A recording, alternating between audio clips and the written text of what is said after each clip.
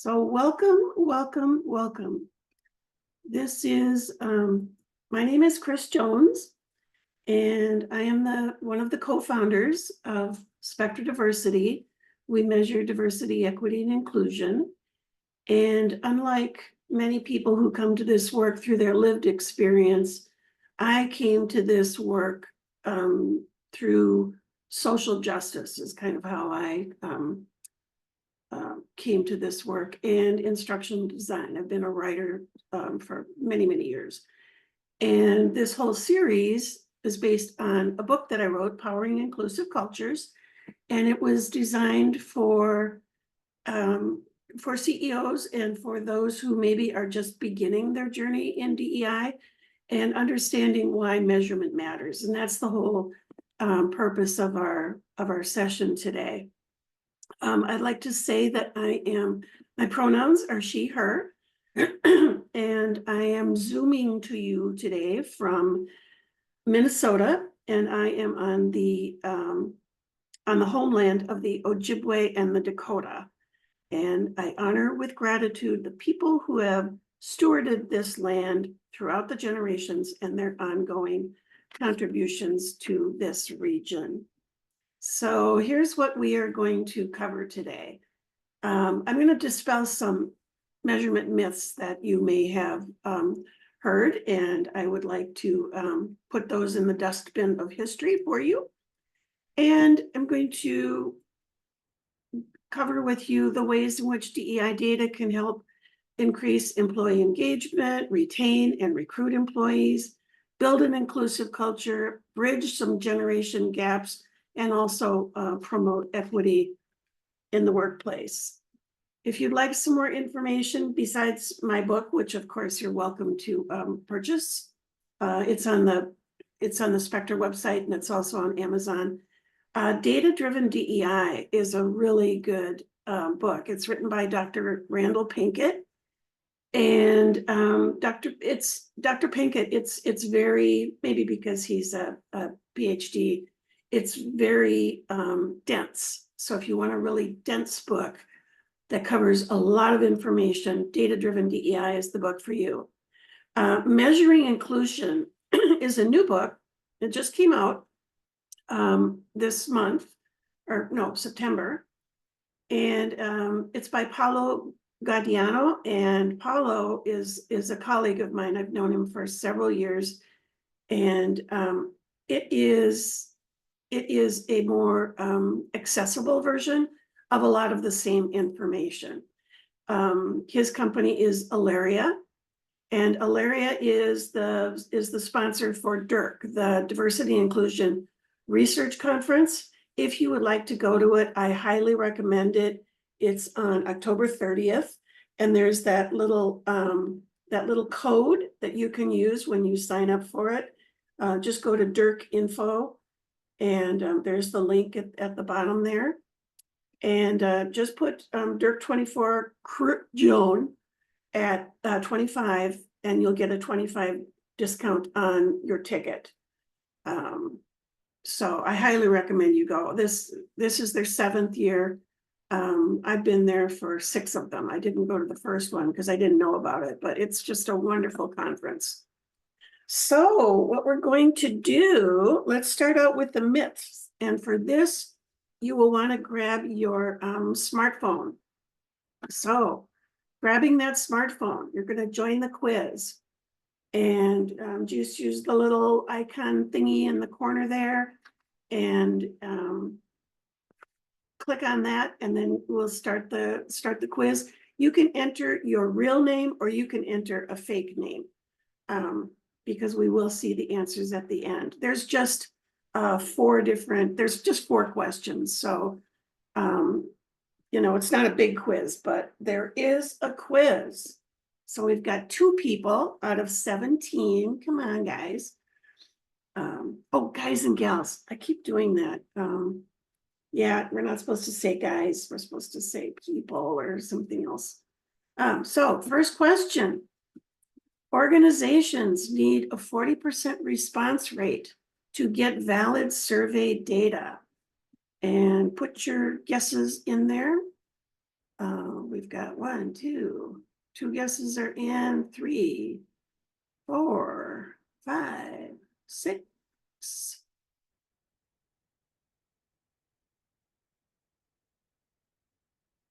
Okay. Oh, one more person's gonna guess. Well, you shouldn't guess, you should just pick an answer, but anyway. And the answer is false. 40% is, and a lot of people go by this, but it really depends on the size of your sample. For example, if you've got 100 people in your organization, in order to get a 95% confidence level and a 2% margin of error, you need 97 people. So you need almost everybody. But if you've got, 1,000 people, you need to get 707, which is 70%. If you've got 3,000 people, then you need to get 44%. So getting a response rate as a percentage is a false idea, because it totally depends on how many people you have in your organization. So 71% of you guessed correctly on that one. Here's the next question. Surveys should require all employees to participate. And go ahead and put your guesses in there. And I see them coming in. We have and waiting for one more. There we go. And good job, guys. Oh, people, good job, people. Overall responses to surveys in general have been climbing, even though people are feeling surveyed out. In 2005, 48% of people responded to surveys, and today, or in 2020, it was 68%. If you require everybody to participate, you have a danger that people will enter, fake information. They'll answer falsely, like they'll pick, always, always, always, always, or 1 out of 5, they'll go 5, 5, 5, 5, 5, or they'll go 1, 1, 1, 1, 1. And I do see that in some of the data that we get back. We'll get that type of response, but in general, people enter what they feel. Many employees are still, though, wary of anonymity or confidentiality of their data. And this is an important difference. Anonymity means that nobody can associate the results of the data with a specific person. Confidentiality means that the surveyor, in this case, it would be Spectra if it was us, that we are committed to not sharing that result with the person's name attached. And I have been asked to share the data, and I say no. I can't share individual data. So we have, in some instances where we collect the names, our survey is anonymous. In other cases, it is confidential. But you should not require all employees to participate. Give people the option. Okay, here's the next one. The act of taking a DEI survey improves DEI. The simple act of doing it will improve it. And the answers are coming in. And we have the answers. And it is true. Yes, it is true. 63% of you got that right. I covered this in, I've got a white paper, Spectra Diversity white paper on self-assessments. And basically, there's just one study that I'm going to quote here, that self-assessment increased the interest and motivation of the people that took the assessment. And it led to enhanced learning and better academic performance in a group of college students. So yeah, just the fact that you did it is going to improve the situation. And here's the last in our little quiz. You can get accurate DEI measurement by surveying management and leadership attitudes towards DEI. So start at the top, survey your leaders and go from there would be the idea here. And the answer is coming in. Thank you so much. And I'm new to Slido, this system, and we do have another couple of Slido things in our session today, but I'm really liking it. It's very easy. I don't screw up as often. One more person. Okay, got them all. And yeah, the answer is false. And I will show you this data in particular. We have Spectra data that shows that leadership and executives frequently are out of sync compared to other non-managerial employees. Typically, according to our data, the top of the food chain thinks that things are better than those lower down believe they are. And this is why it's critical that you take a vertical measurement of an organization rather than a horizontal one. So that is that. And let's see. Oh, look at that. Okay, Jen got 4 out of 4. And Blake, Jess, and whoever Ariane is, and Colette got 3 out of 4. Thank you so much. The hardest question, you can get accurate DEI measurement by surveying. I don't know how it knows what the hardest question is, but we'll leave that for another day. Okay, moving on. Inclusive leaders create successful teams. And this has been publicized many, many times. There's a source here that we've got is Harvard Business Review. And inclusive leaders build cultures that attract successful teams. A top internal focus for 60% of CEOs, according to the conference board, is that they want to continue to attract and retain talent to avoid major disruptions in their business operations. So building an inclusive culture results in increased team performance, team collaboration, sense of belonging, and decreases employee attrition. So, and we always think of inclusiveness as affecting the employees, but it's also your customers. This article from Bain & Company talks about that it's, and here's a quote from that article, "We found that inclusion matters to customers of all backgrounds and will shape their overall sentiment toward a retailer and their willingness to shop there." And here is, last year we did Spectra, we did in our annual report, did a comparison of all the industries that we measure. And you'll see down there, retail is at the bottom in terms of the inclusive nature of their policies, practices, and procedures. So if you or your clients are in the retail trade, this is especially important to you if you want to hang on to those or attract your customers. So assuming that your leaders want to, there they are, retail trade, 16.74, and that's on a scale of 5 to 25. That's the ranking. So assuming your leaders want to create an inclusive team, where do they start? They usually start with recruitment, which is the diversity piece. And the one thing that I've heard many, many times is our company's homogenous because of our geography. Well, in the example on the left, this is a company that is in Iowa. This is one of our clients, and they had 93% were white people. And then you can see Black, Asian, Hispanic, multiracial was the other smaller percentages. But 87% of their particular metropolitan area was white. So even though they were really, really white, and Iowa is really, really white, their employees were whiter than their region. And here's another example. This one is in a more diverse area. This was a, I can't remember what kind of a company it was, but it was in the DC metro area.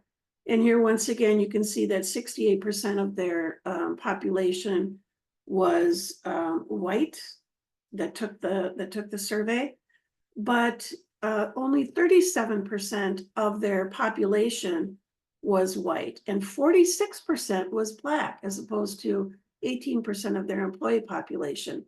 So, you know, when you get that pushback, that, you know, we're homogenous because of our geography, that is not always a true fact. So, in many organizations, they get stuck with recruitment. They start with recruitment and they stay there. So here's a little bit more. Here's recruitment. If you did recruitment, and I got this from Paulo, if you say today you've got 1,000 employees and, you know, 20% white women, 5% women of color, 5% men of color, and then those are your targets. That's what you're going to increase. You want a 30% increase in women. You're going to increase your overall population by 20%. So you've set targets for diversity. Well, here's what happens. If you set targets and you meet those top targets of women of color, and men of color, that means that you have to, you know, you have to lose a number of your men of your other people, your white people, your white men in this particular example. So, you know, having a recruitment or diversity target is not necessarily the way to go. Diversity is a lagging and indirect indicator. So inclusion is what you want to do. It's where you want to focus. Then diversity is what you end up getting, because the people that are in your diverse populations, when they feel included, they'll stay and they will help you, you know, attract and retain other people that are in their diverse demographic. So what you want to do is look at your inclusion and drive your inequities to zero. So here's another example. And I love this little dog. Do the math for your vet bills alone. We can hire 2 pups. There's an old dog. So budget woes. If you had, and this is what's been spent. This is once again from Paulo. This is from his book. And if you, this is the annual spending, payroll, and this is in billions of dollars, 7,429 billion, which is 7.4 trillion, and 254 billion in advertising. So according to SHRM, so if you were going to, missed my notes. So if you were going to hire, if you've got 10 people that are working on how to optimize your mix of advertising assets, then there should be 300 people working to optimize the mix of your payroll assets, which is not what companies do. They work on other things besides their people in many cases. This is an example of what that looks like. If you look at the gap between employee costs and advertising costs, then look at this gap. This is the attrition gap, and to which a lack of inclusion contributes. According to SHRM, it takes about 50–60% of a salary to replace an employee. So using round numbers, if someone is making $60,000 a year, it's going to cost $30,000 to $45,000 to replace that person. So if you reduce your attrition from 12% to 10%, you're going to save $590,000 of your budget if you've got 500 employees. I mean, it's just an example. It's just using numbers, but yeah, it's so why is inclusion important? Why do you want to start with it? Well, it's a real-time leading indicator as opposed to a lagging indicator. In many cases now, companies are linking it to KPIs for their leadership. Inclusion doesn't focus on differences. So inclusion is based on actions and behaviors rather than, you know, people characteristics. Inclusion buckets experiences, not people. And experiences are what matters, that what makes people feel that sense of belonging. Inclusion benefits everyone, but especially those who are most included. So for example, if you're a white man, and I don't want to pick on white men, but if you're a white man or a white woman and you already feel included, But now, there's new policies, practices, and procedures that take away exclusion or bias, then you feel included. So it's going to be a big change for you, but not a big change for the people that were already included. Inclusion eliminates the sense of reverse discrimination. Inclusion avoids the backlash. It's hard to argue that helping people feel as though they belong is a bad thing. And it supports greater diversity. When inclusion exists, diversity follows. And this is, and you might want to, and I think Jen is putting some of these links in the chat that you can, here's one, Alaria Tech Inclusion Calculator. Okay, thank you.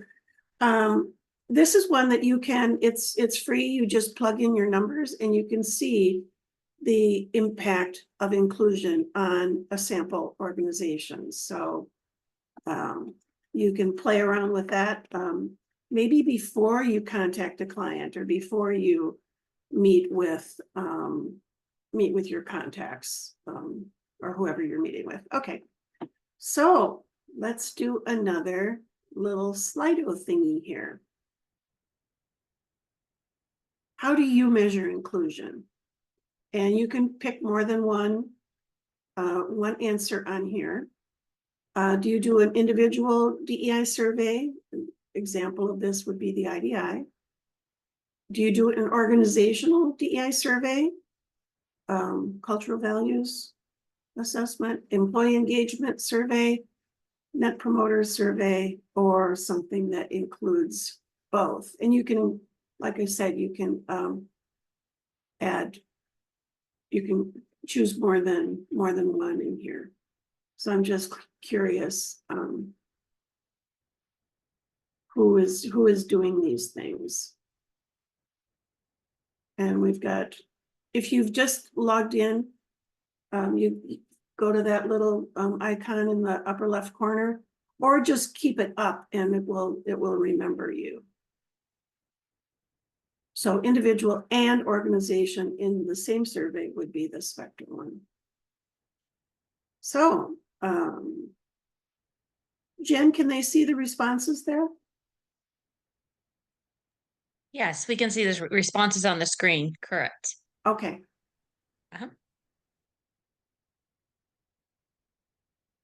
So 6 people have responded. So it looks like a lot of people are doing the an organizational DEI survey. So they're doing the org, but maybe not the individual. A third are doing employee engagement, and some are doing both at the same time, which would be Spectra. So thank you for that. So the power of DEI data. The American Employee EEOC reported that the discrimination charges went up around 10% just between 2022 and 2023. While at the same time, McKinsey found that companies that are deliberate about equity and inclusion are 35% more profitable. So we've got EEOC with discrimination charges going up, but increase of profitability of 35% for companies that actually target equity and inclusion. So, and I've seen this data, for many, many years, but inclusive organizations, and you've probably seen this too, are more successful at their financial targets, high performing, innovative, agile, better business outcomes. But here, this just came out, this is like last week from Forbes, DEI supports capitalism. Inclusion is a driver of profitability and innovation. And what this author says is that as DEI becomes professionalized through standardization methodologies, which is one of the things that's going to be talked about at that diversity and inclusion research conference that I talked about, is standardization. When that happens, the market's thirst for individuals' data is going to require it.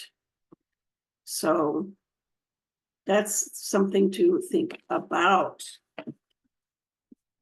So here's what, a little bit earlier, I said that leaders don't necessarily have a good take or a good impression, the same as, or perception, the same as their other people. So these are two different assessments. One was for, the top one was for a university. And so they did faculty and staff instead of management. But there you can see their leadership was at 3.8, their professional staff clerical, and they chose not to measure students. But yeah, so it's just a couple of points, but at times that becomes significant. And then this is a different question on a different survey, but no, it's the same survey, sorry. When diversity and inclusion issues arise, they're dealt with in a positive and constructive manner. So the leaders think that, yeah, they are, and the professional and clerical people say not so much. Here's another survey. This was 60 people filled it out. And here you can see that the senior leadership was 4.4, which is really, that's above average. That's good. But it was higher than the team members and managers or directors. So senior leadership had a more positive view, which was not what other people were thinking. And then this is another question. You can see 4.3 compared to 3.8 and 3.9. So if you don't have the budget to measure everybody, I would recommend that you measure a vertical slice of your organization rather than a horizontal one. So measure, one bank branch, or measure, one of your physical locations, or one division, or something like that, rather than starting with management and working your way down, because management doesn't have the clear view on what is really happening. And this, so here's another data tip. You can look in your data for trust. We just started measuring religion as a category. We started it this year, 2024. And you can see that there's two organizations here. The one on the left, they had other prefer not to answer as 53, almost 54% of their organization. Didn't even want to answer this question. The one on the right did answer the question.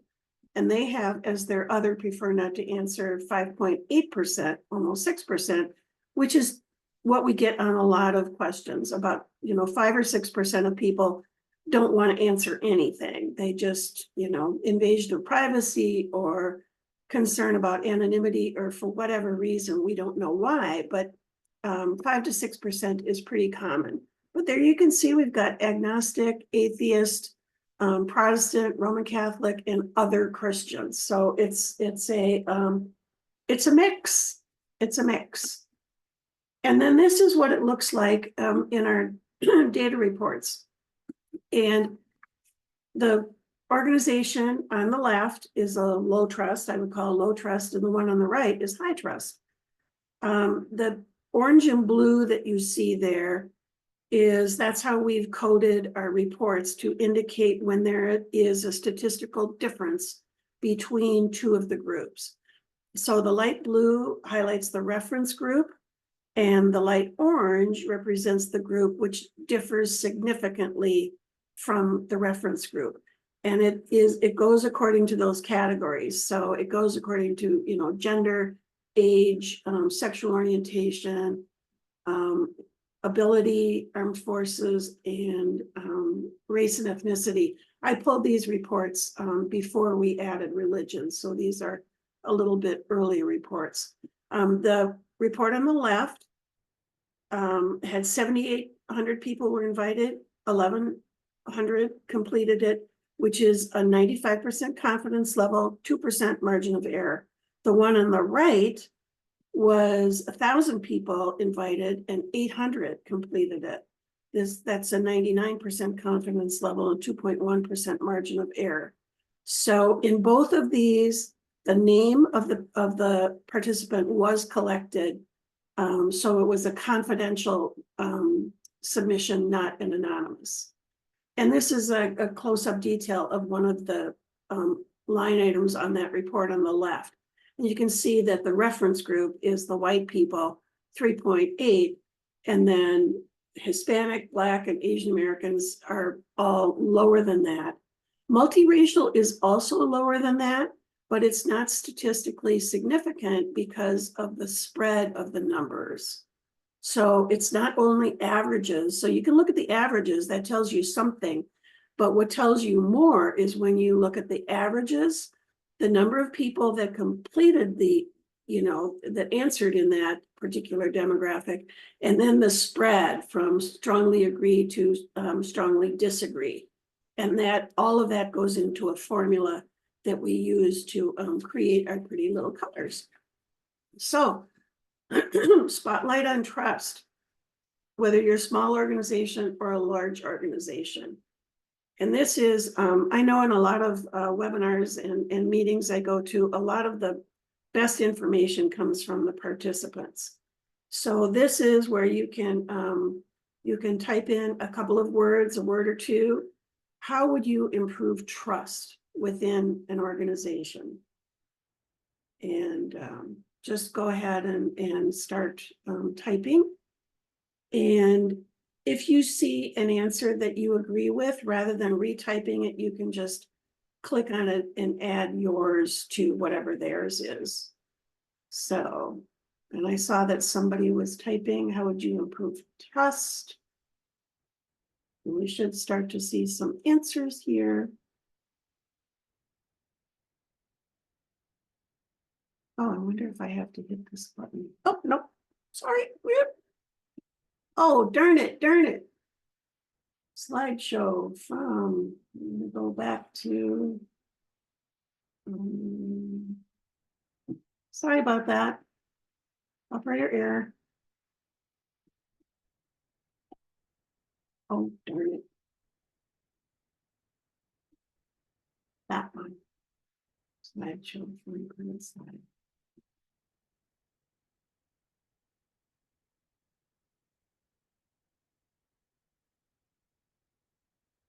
Okay. Authentic communication, absolutely. Transparency, yes. And communication, and that can go be communication going externally to your clients, but it can be transparency internally from management to employees. It can also be transparency between your boss and yourself, or yourself and a colleague. I mean, there's a lot of things. Accountability, yes. I had one continued monitoring and an action plan to improve. Yeah, absolutely. Education, yes. Any other ideas how you would improve trust in your organization?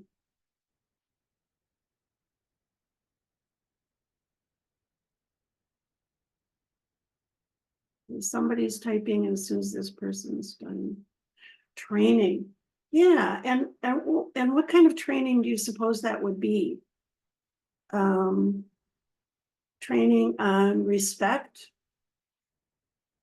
training on your internal policies, practices, and procedures that lead to respect or that lead to inclusion, all of those things. Thank you.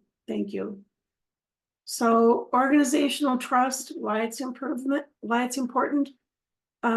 It improves alignment. So when you've got trust, then you've got, your people are aligned with mission, vision, and values. You're working towards the same goal. It creates a sense of belonging. It improves efficiency and engagement and productivity. This was 96% of engaged employees trust management, 46% of disengaged employees trust management. And then it also impacts, burnout and who quits, who stays, who has stress, who doesn't.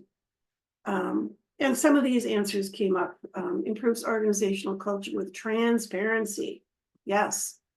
And you share important information in a personal manner. If it impacts me, tell me. And we collect qualitative information as in addition to quantitative. And I've seen comments come from employees that say that something that their department was reorganized and the manager of that department was not told until after it was done. Now, how would you feel if you were that manager and your department was rearranged and you didn't have, you weren't told about it or you weren't invited to give input about it? And in our surveys, one of the lowest scoring points that we have on any of our statements is, I openly discuss diversity with my coworkers. So peer-to-peer communication is also part of trust. So, and here is, I don't know if you've ever looked at this, but the Edelman has a trust barometer. And here you can see management always tells the truth. There's a 24% gap between what the employees expect and how the actual employer performs. Regular communications, employees have a voice. CEO embodies the organization's values. Diversity at all levels. Organization acts on its values. In all of these, there's a big gap, but the top gap is that one, 24-point gap between about management telling the truth. And this was a different survey that it compared business leaders to journalists and reporters and to government leaders. And business leaders, 61% believed that leaders could not be trusted to tell the truth. Oh, it goes the other way. Yeah, 64% said journalists were the worst. 63% said government is the worst, and 61% the business leaders. So yeah, that's not good news. So, and I'm kind of a broken record on this point, is that the data tells us the what, it doesn't tell us the why. So let's look at some of the why. This is the why of those managers and leaders, and who, managers right now, they feel like they're being squeezed. They feel like they're, 78% of managers feel like they're being asked to do more. 92%. So 54% of companies evaluate their managers on equity and inclusion. Just 36% employees' well-being is part of the manager's job of their KPIs, but business goals, 92%. So in order to allow managers the time and the resources to do more as they're expected to do, it should be part of what they're evaluated on. So those managers that are doing a really good job get credit for it and get, promotions or raises or, a better parking spot or whatever matters to them, depending on, how they're doing. Company commitment to diversity is declining. Employee commitment is low. Female managers' commitment to gender diversity and racial diversity is just, hovering around half, and male manager commitment to gender and racial diversity is even lower than that.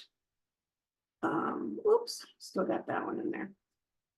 So what you want to do, if you want to, increase your inclusion, you can focus on that respect aspect. The energy project related to respect, 55% more engaged, more focused, more satisfied with their job, and 100% more likely to stay with their organization. So let's take a look at who might be, if you're looking at your organization and you want to identify who might be leaving, let's look at some of those buckets. So one bucket is gender.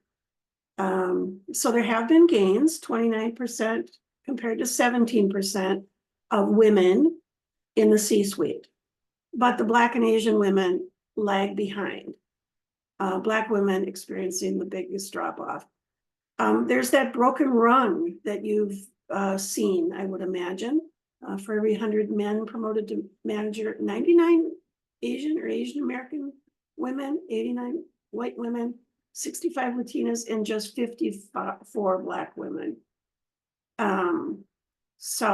And internships is a great way to bring people into your company, but very few of them have targeted internships. Like, you know, we want to use an HBCU for recruiting, or we want to talk to our ERGs and use our ERGs as a way to recruit, you know, friends and family and colleagues of people that are already in an ERG. So anyway, gender. At the current pace, and this is sort of depressing, white women will reach leadership parity in 22 years. Black women will reach leadership parity in 48 years. That's like, you know, 2 generations. Not good. And this is what we see in our Spectra data. So, you know, women, they remain unrepresented at every stage of the corporate pipeline. There's men at 19.56. This is their perception of management. Men near the top, women at the bottom, and then non-binary third gender people down there at the bottom. So women remain unrepresented at every stage, which is not good. Here's how gender views culture.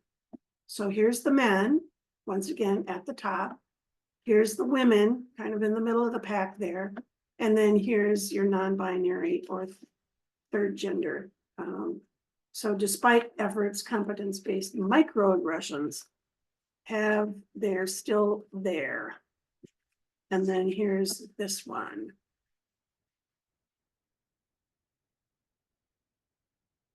And we talked about this in the in our webinar that was on generations. And this is how what women think, Gen Z women, what they think are one of their most important issues.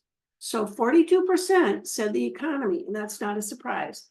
36% of Gen Z thought abortion access and racial justice was 28%. So, you know, Gen Z are 11 points more than women from other generations. And in racial justice, they were 17 percentage points higher than other generations. So here's what it looks like for age. So we're moving from gender to age. So here's how different age groups view management according, this is Spectra data, which is backed up by other data. So nearly 4 in 10, or 44% of Gen Zs and 37% of millennials say they have rejected assignments due to ethical concerns, while 39 and 34% have turned down employers who do not align with their values. So this is important stuff. So the message we're seeing in this chart above is that older employees have a more positive view of management, obviously, than those that are 54 or younger. And here is how generations view culture. It's a very similar look. You can see that the cultural awareness, the culture of a company is important to, and this particular view is how the generations approve of or are in agreement with the culture of the company. So this is their, you know, think of it as their approval rating. And this is their 3 Ps, the policies, practices, and procedures.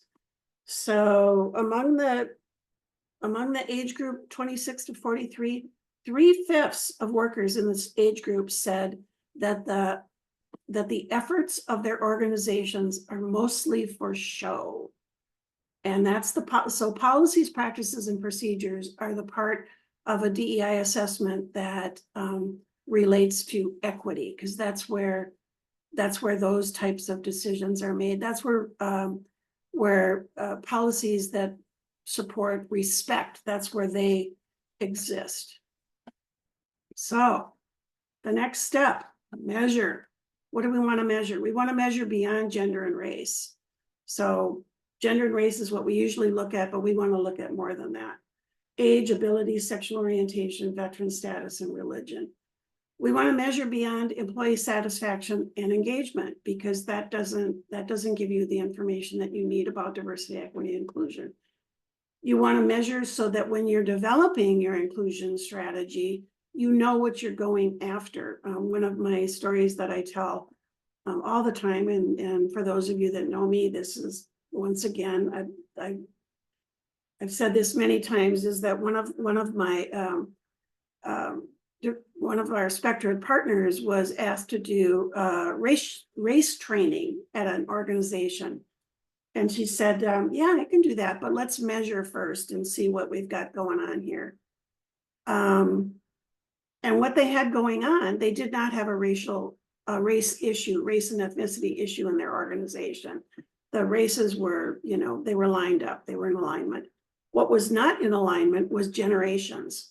So had she gone in there and just done race as was requested, she would have been missing the boat, because their big issue was generations. You're going to measure to inform individuals about their personal beliefs and their interpersonal skills. How maybe you have high beliefs and you have lower interpersonal skills related to those beliefs. And here's an admission. I recently took the Spectra assessment myself. I hadn't taken it in several years, and I took it.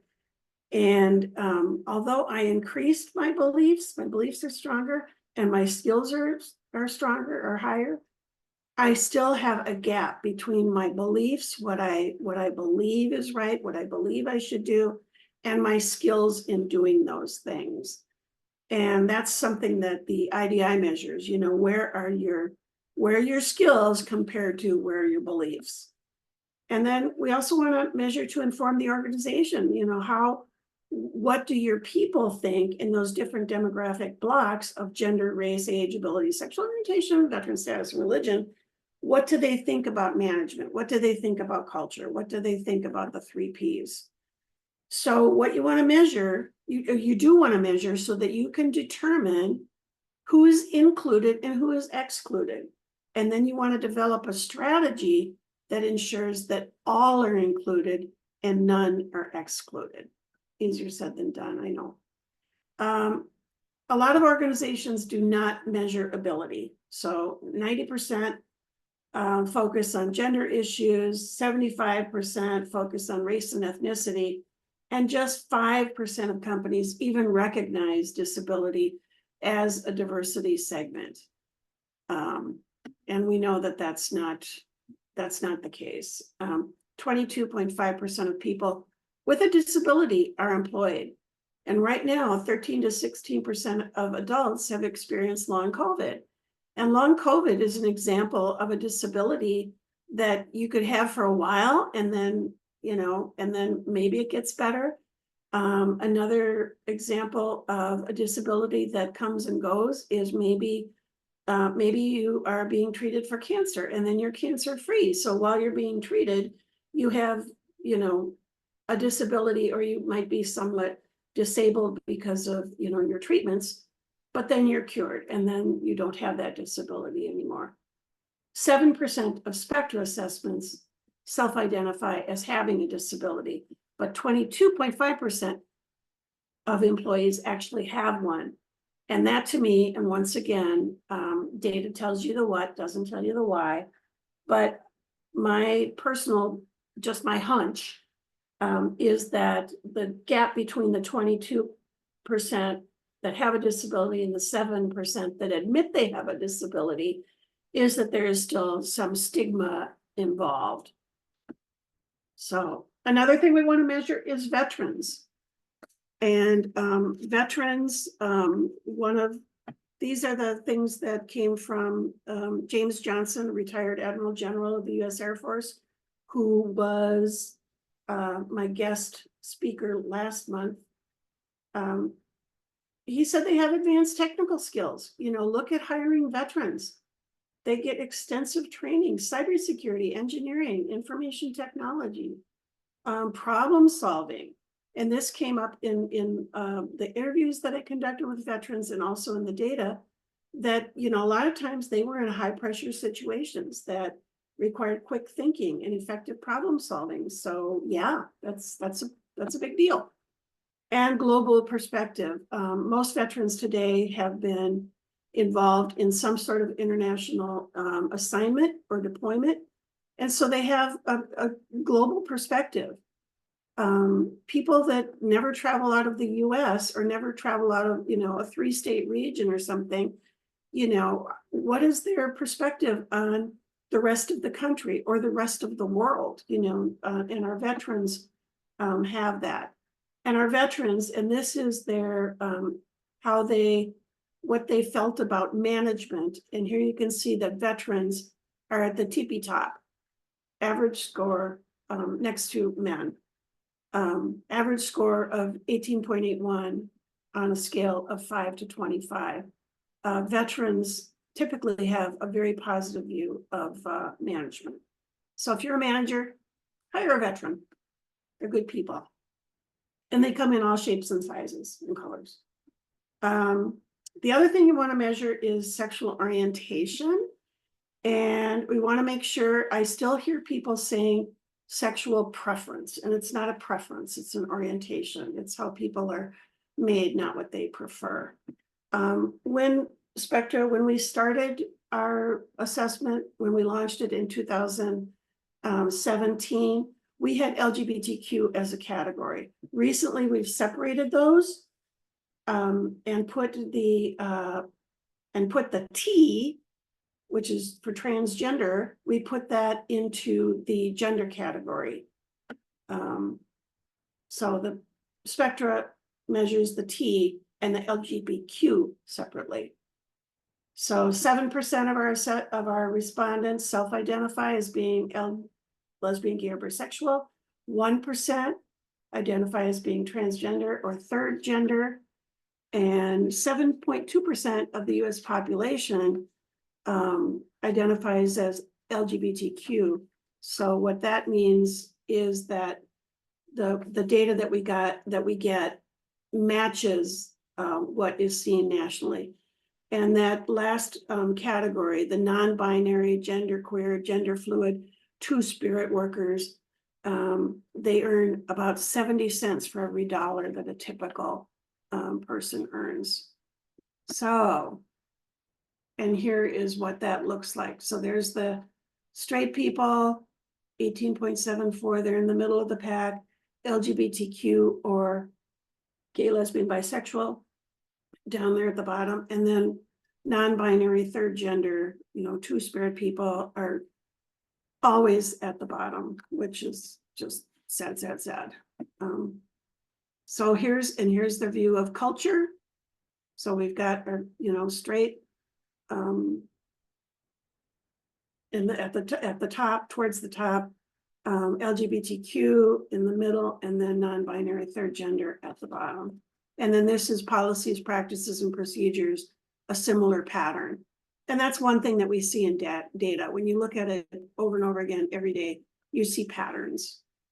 So 23.7% have experienced hiring discrimination, 23% discrimination in the workplace, and 31% of transgender employees reported discrimination in the workplace. So the transgender people, in addition to being targeted for a lot of you know, hate crimes, and there's a lot of suicides among transgender people and young people, they have more discrimination in the workplace in their everyday lives. So why would you measure? So you would measure to get insight into the organizational maturity of your organization. So a lot of assessments will have a maturity model. This is ours, from avoid to transform. And it looks like a bell curve. So adopt is in the middle, and that's where most people are, or that's where most organizations are. They're in adopt. But if you've got a 3.85 in adopt, and next time you've got a 3.97, maybe you're still in adopt, but you move the needle, so, even if you're in the same category, you still would see progress, which is something to celebrate.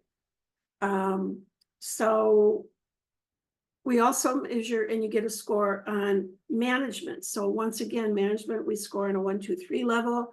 And maybe you're a 3.92 this time, and maybe you go into the green. Maybe you're a level 3 next time. And this is an opportunity to tie real data and real numbers to KPIs.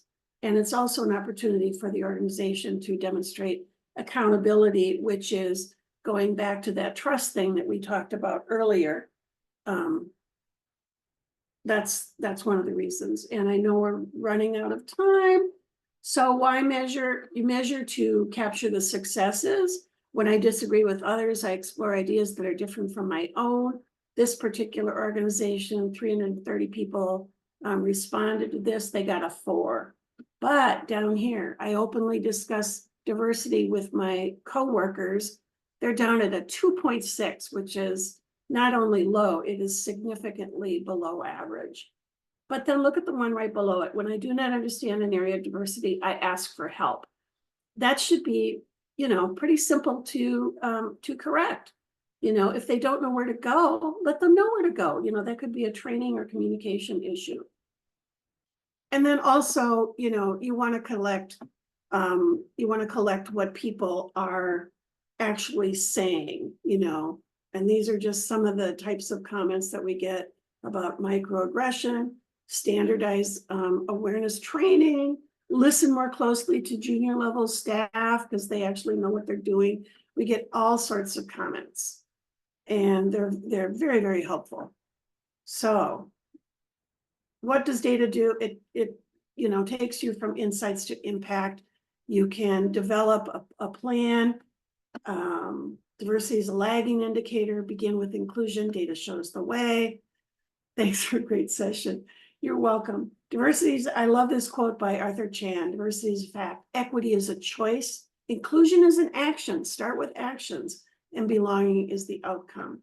So, and I know we're out of time, and I went to the very end, and I didn't take any questions, so I'm sorry, but I will stay on a little while if anybody has any questions.